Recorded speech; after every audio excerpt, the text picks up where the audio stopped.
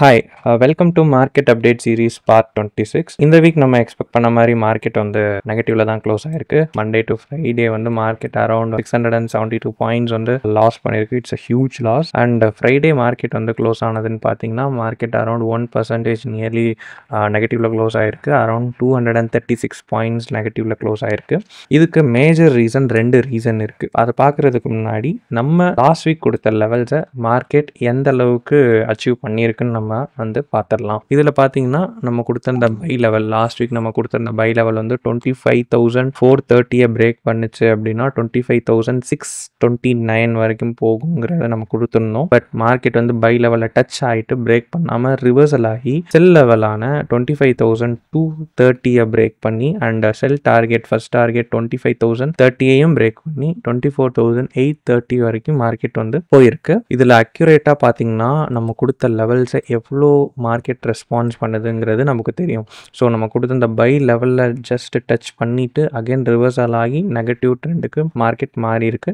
Nifty வந்து close ஆகிருக்கு. இதை வச்சே நமக்கு தெரியும் நம்ம எவ்வளோ அக்யூரேட்டான லெவல்ஸ் வந்து வீக் ஆன் வீக் மார்க்கெட்டை அப்டேட் பண்ணிட்டு இருக்கோன்றது. இது லாஸ்ட் வீக்குக்கான அப்டேட். மார்க்கெட் நம்ம எக்ஸ்பெக்ட் பண்ண மாதிரி நெகட்டிவ்லையும் க்ளோஸ் ஆயிடுச்சு. இதுக்கான ரீசன் மேஜர் ரெண்டு ரீசன் என்னன்னு பார்த்தீங்கன்னா ஃபர்ஸ்ட் ரீசன் யூஎஸில் H1B விசா, அதாவது ஒர்க் விசா, இதோட காஸ்ட் வந்து இன்க்ரீஸ் பண்ணியிருக்காங்க. பாஸ்ட் இதோட காஸ்ட் எவ்வளோ இருந்துச்சுன்னு பார்த்தீங்கன்னா அரௌண்ட் $6,000 to $8,000 வந்து இருந்துச்சு. இப்போ அதோட காஸ்ட்டை வந்து $1 lakh வந்து இன்க்ரீஸ் பண்ணியிருக்காங்க ஒன் டைம் பேமெண்ட்டாக. சரி, ஓகே, இதனால எப்படிடா நம்மளோட இந்தியன் ஐடி வந்து ஃபால் ஆகும் அப்படின்னு கேட்டிங்கன்னா, நம்மளோட டாப் ஐடி கம்பெனிஸான டிசிஎஸ், இன்ஃபோசிஸ், விப்ரோ அண்ட் டெக் மஹேந்திரா யூஎஸில் வந்து ரன் பண்ணுறாங்க. அவங்க என்ன பண்ணுவாங்க அப்படின்னா ஃப்ரெஷ் டேலண்டட் பீப்புளை வந்து இங்கே, அதாவது ஃபாரின் கண்ட்ரிஸ், இந்தியா, கனடா மாதிரியான கண்ட்ரீஸ்லேருந்து ஹையர் பண்ணி யூஎஸில் வந்து ஒர்க் பண்ணுவாங்க. ஸோ இப்போ அதனால என்ன ஆயிடுச்சு அப்படின்னா, இது வந்து இந்த விசா வந்து எம்ப்ளாயர் ப்ரொவைட் பண்ணக்கூடிய விசா. எம்ப்ளாயி அஸ் அ இண்டிவிஜுவல்னால அப்ளை பண்ண முடியாது. ஒரு கம்பெனியோட எம்ப்ளாயர் ப்ரொவைட் பண்ணக்கூடிய விசா. இந்த விசாவோட காஸ்ட் வந்து எம்ப்ளாயர் தான் வந்து ப்ரொவைட் பண்ணுவாங்க. அதனால அவங்களோட ரெவன்யூ பார்ட் வந்து மேஜராக அடிவாகும். பார்த்தீங்கன்னா நம்மளோட TCS, Infosys, Wipro and tech Mahindra வந்து thousands of H1B visa application year on year வந்து யூஎஸில் வந்து சப்மிட் பண்ணுறாங்க. இப்போ வந்து அதோட ரேட் வந்து கொஞ்சம் கொஞ்சமாக குறைய ஆரம்பிக்கும். ஏன்னா காஸ்ட் வந்து இவ்வளோ டிராஸ்டிக்காக இன்க்ரீஸ் ஆனதுனால.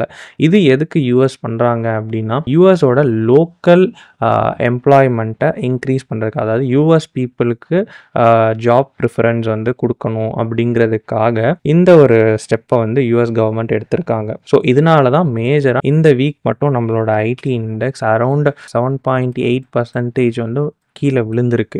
அரௌண்ட் 287 பாயிண்ட்ஸ் வந்து ஐடி இண்டெக்ஸ் வந்து கீழே விழுந்திருக்கு. இதுக்கு மேஜர் ரீசன் இந்த H1B விசா ரீசன் தான். ஸோ நெக்ஸ்ட் ரீசன் பார்த்தீங்கன்னா ஃபார்மாவில் என்ன ஆச்சு அப்படின்னா யூஎஸோட டேரிஃப், அதாவது நம்மளோட பாப்புலரான ட்ரம்ப்போட யூஎஸ் டேரிஃபில் ஃபார்மா கம்பெனிஸுக்கு வந்து அரௌண்ட் 100%, அதாவது ஃபார்மா ப்ராடக்ட்ஸ்க்கு வந்து 100% வந்து டேரிஃப் வந்து போட்டிருக்காங்க.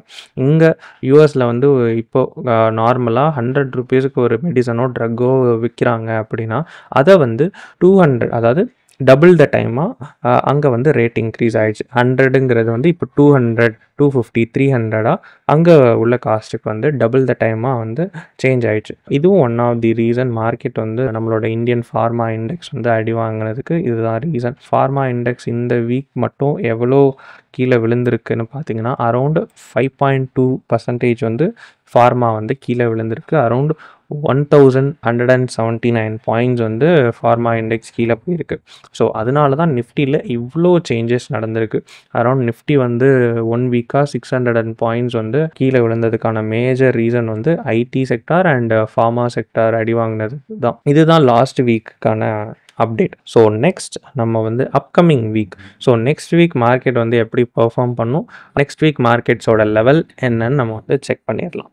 ஸோ மார்க்கெட் வந்து இன்கேஸ் நம்ம கொடுத்துருக்க லெவல்ஸ் பார்த்தீங்கன்னா இப்போ கரண்ட்டாக பை லெவல் என்னென்னா 24,800 830.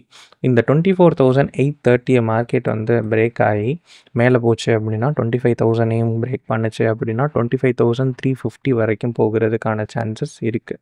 இன்கேஸ் மார்க்கெட் வந்து ரிவர்சல் ஆகி மறுபடியும் செல் ட்ரெண்டுக்கே சேஞ்ச் ஆகுது அப்படின்னா 24,480 பிரேக் பண்ணி மார்க்கெட் வந்து 24,300 பிரேக் பண்ணி 24,000க்கு அகைன் போகிறதுக்கான சான்சஸ் இருக்குது. 24,000 போச்சுன்னா அரௌண்ட் நம்மளோட 2025 மேயோட லெவலுக்கு மார்க்கெட் வந்து போகிறதுக்கான சான்சஸ் இருக்குது. இந்த லெவல்ஸ் எல்லாம் மார்க்கெட் பிரேக் பண்ணி கீழே போச்சு அப்படின்னா.